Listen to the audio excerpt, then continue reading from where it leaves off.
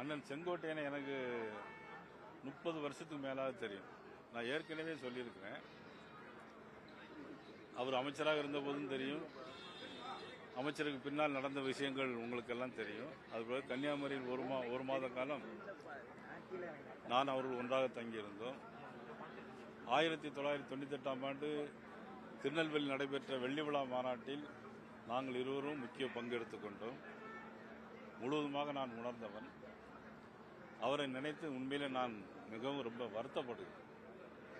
எப்படி இருந்தவர் இப்படி ஆயிட்டார் அப்படிங்கிற மாதிரி தான் என்னுடைய வருத்தத்தை மட்டும்தான் என்னால் சொல்ல முடியும். உங்களுக்கு எல்லாருக்குமே தெரியும், டெல்லி எந்த விஷயத்திலும் இங்கே தலையிடுறதில்லை.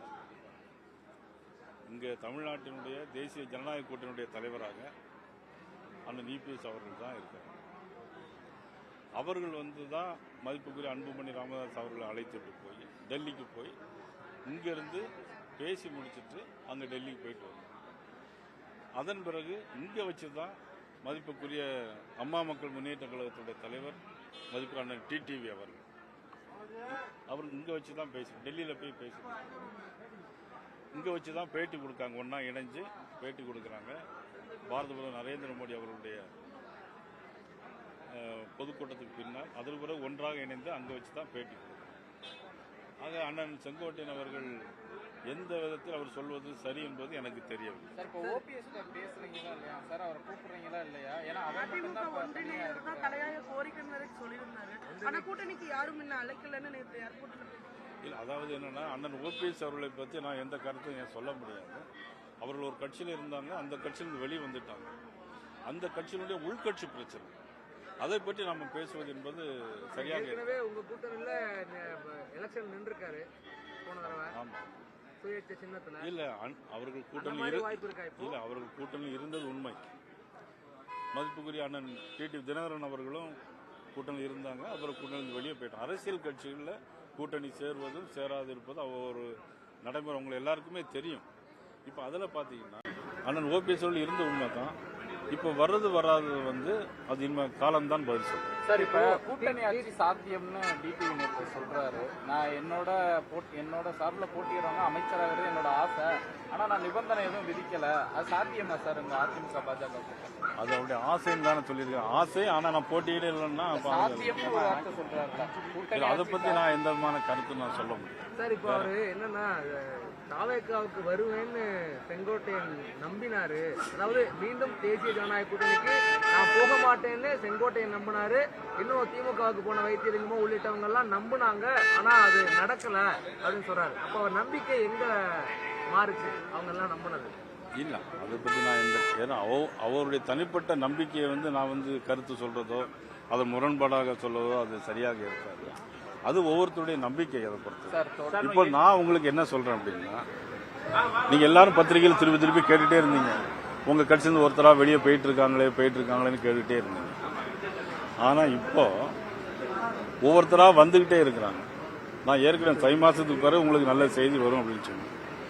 அதனால நீங்க எல்லாரும் வந்துகிட்டே இருக்காங்க, இனிமேலும் வருவாங்க. வரும்போது நான் உங்களுக்கு தெளிவான பதில். தொடர் தோல்விகளை சந்தித்தவர்களை தான் திரும்பி சேர்த்துக்கிட்டு ஒரு ஒட்டு போட்ட கூட்டணி அப்படின்னு முதல்வர் தஞ்சையில் விமர்சனம் பண்ணாரு.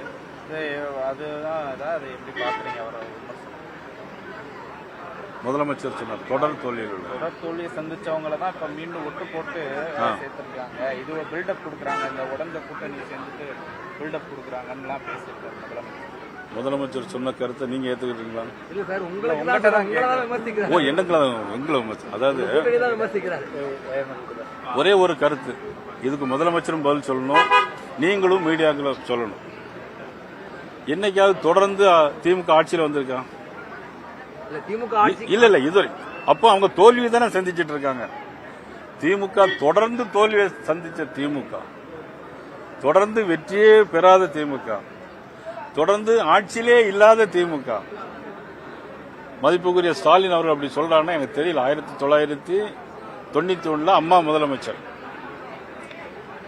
அதுக்கு முன்னால 3 முறை புரட்சியாளர் எம்ஜிஆர் முதலமைச்சர், 3 தடவையும் தோத்திருக்காங்க. அப்ப கூட கலைஞர் சொன்னார், 12 ஆண்டு வனவாசம் 2 ஆண்டு அஞ்ஞான வாசமா, எங்களுக்கு வாழ்வே கிடையாதா அப்படின்னு கலைஞர் சொன்னார். அப்ப தொடர்ந்து தோல்வியை சந்திச்சது யாரு? இப்ப இல்ல நான் சொல்றேன் கேளு. தொடர்ந்து தோல்வியை சந்திச்சது யாரு? திமுகவா அண்ணா திமுக கூட்டணியா? 1967 72 பிறகு புரட்சித் தலைவர் எம்ஜிஆர் உயிரோடு இருக்கிற வரைக்கும் திமுக ஜெயிச்சது கிடையாது. அப்ப தொடர்ந்து தோல்வியை சந்திச்சது யாரு? திமுக. உண்டா இல்லையா? இது சொல்லுங்க, உண்டா இல்லையா? ஓகே ஓகே சொல்லுங்க, அதான் கரெக்ட். அப்படிதான் சொல்லணும். இல்ல ஆமா, அந்த விமர்சனம் நான் பதில் சொல்றேன். அது சரியா, நான் சொல்றது சரியா தப்பா நீங்க சொல்லணும்ல. அது நீங்க ஓகேன்னு சொன்னீங்க, வெரி குட், வரவேற்பு. இல்லங்க சார், அதன் பிறகு 91 அம்மா, 96 கலைஞர், 2001 அம்மா, 2006 கலைஞர். அப்போ பாத்தீங்கன்னா மைனாரிட்டி 90 இடங்கள்ல மைனாரிட்டி கவர்மெண்ட் முழுசா வெற்றி பெறல.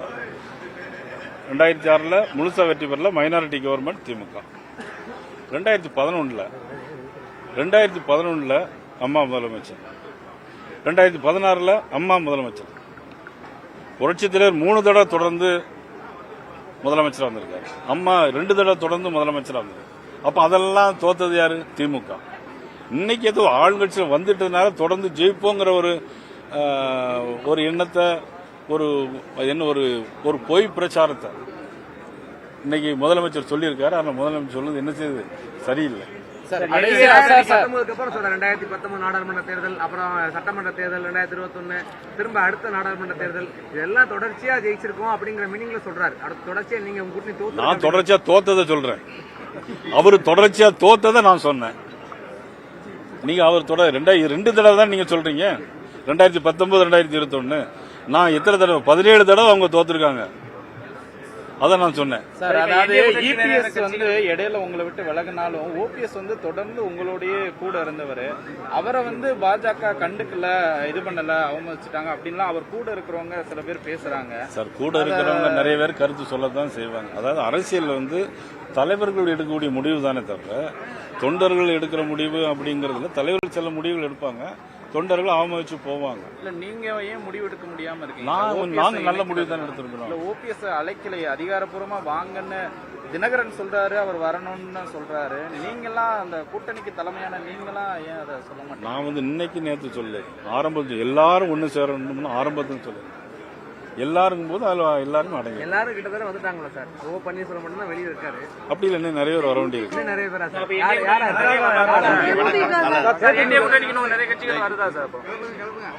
இன்னைக்கு கல்யாண வீட்டுல மணமக்களை நல்லா வாழ்த்துங்க எல்லாரும் வாங்க.